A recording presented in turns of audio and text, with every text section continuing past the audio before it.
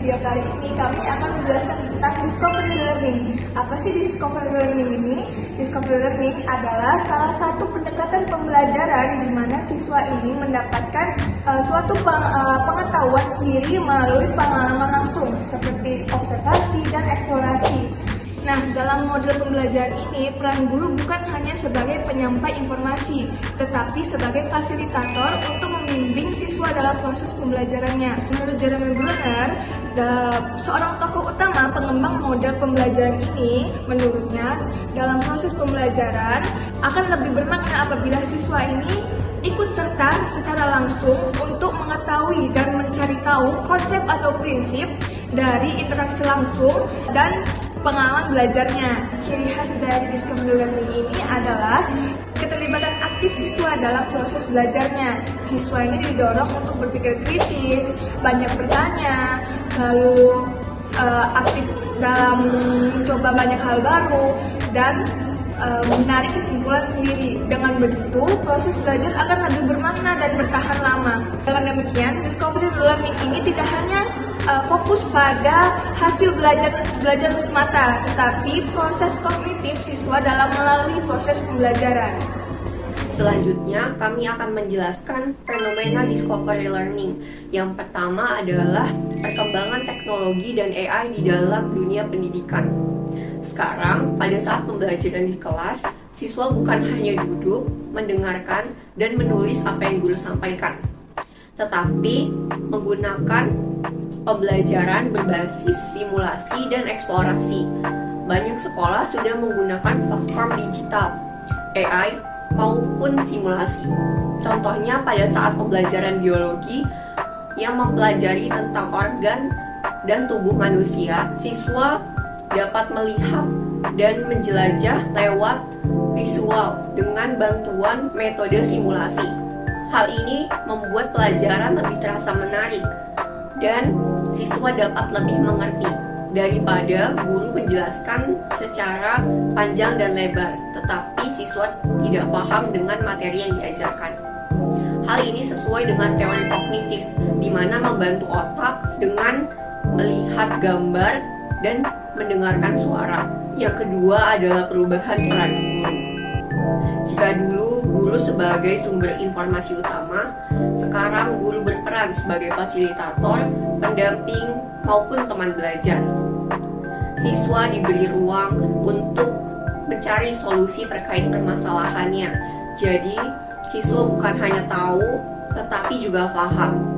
Contohnya, pada pembelajaran di kelas, guru memberikan soal permasalahan dan siswa diminta untuk mencari solusi dan memahami soal tersebut dan mempresentasikannya di depan kelas. Guru dapat membantu untuk mencari jawaban, tapi bukan memberikan jawaban langsung, sehingga siswalah yang mencari solusi terkait permasalahan itu sendiri. Hal ini sesuai dengan teori konstruktif, di mana siswa dapat membangun pengetahuannya sendiri, dan guru hanya sebagai pendamping yang mengarahkan jika terdapat kesulitan, tetapi solusi tetap dicari oleh siswa. Fenomena selanjutnya adalah kurikulum merdeka dan student-centered learning. Kurikulum merdeka yang telah dilakukan di banyak sekolah di Indonesia itu memberi ruang pada model pembelajaran berbasis proyek dan juga penemuan mandiri, sehingga siswa menjadi lebih kreatif, percaya diri, dan juga dapat bertanggung jawab dengan proses belajarnya. Yang pertama, teori konstruktivisme. Teori ini menekankan bahwa belajar adalah proses aktif di mana siswa mendapatkan pengetahuan secara mandiri melalui pengalamannya. Lalu, kaitannya dengan fenomena tadi adalah discovery learning sangat konstruktivistik karena siswa dapat menemukan konsep melalui eksplorasi dan juga pengalaman langsung, sehingga dalam prosesnya mendorong keterlibatan aktif, refleksi, dan juga kolaborasi antar siswa. Teori humanistik. Teori ini harus memperhatikan kebutuhan, emosi, dan juga potensi individu dengan tujuan pengembangan diri secara Untuk kaitannya dengan fenomena tadi adalah pendekatan students centered learning itu dapat memberi kebebasan ruang, makna, dan ekspresi diri sehingga siswa merasa dihargai dan juga dapat berkembang secara personal. Nah, selanjutnya, C. Solusi implementasi Discovery Learning di era teknologi 2025. Untuk guru, adaptasi jadi fasilitator belajar. Yang pertama, pelatihan digital. Guru perlu belajar pakai AI, simulasi dan platform belajar biar makin mahir dalam menggunakan AI.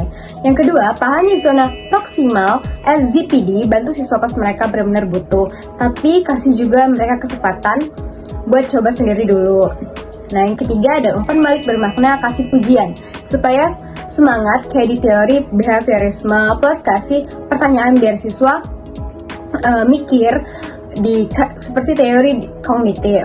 Nah, yang kedua untuk siswa bangun sikap mandiri dan reflektif. Yang pertama ada aktif eksplorasi, biasakan coba dulu sebelum nanya. Nggak apa-apa salah, justru itu bagian penting dalam belajar. Yang kedua, gunakan teknologi dengan bijak, belajar cari info yang benar-benar valid dan jangan cuma ngandelin AI mentah-mentah. Nah, yang terakhir, refleksi rutin, biasakan nulis, jurnal atau catatan refleksi setiap habis belajar atau bikin proyek. Lalu selanjutnya yang ketiga yaitu bagi sekolah. Untuk menciptakan ekosistem belajar yang adaptif. A. Infrastruktur digital. Sediakan jaringan internet yang stabil, gawai pendukung, dan ruang belajar yang fleksibel. Lalu B yaitu kurikulum fleksibel. Dorong proyek lintas mata pelajaran dan sesuaikan tempo belajar dengan kebutuhan siswa. C. Apresiasi varian proses dan hasil. Jangan hanya nilai hasil akhir, proses belajar dan perkembangan personal juga perlu dihargai. Yang keempat yaitu gabungan teori secara sinergis. A. Yaitu konstruktivisme. Fokus utama, beri ruang eksplorasi, kolaborasi, dan pengalaman langsung. B. Kognitif, melatih strategi berpikir, yaitu bantu hubungkan konsep-konsep lama dan konsep baru. C. Humanistik, yaitu libatkan minat pribadi siswa dalam tema proyek dan biarkan mereka merasa terlibat dan penting. D. Behaviorisme, yaitu pakai reward atau feedback untuk memperkuat semangat dan konsistensi.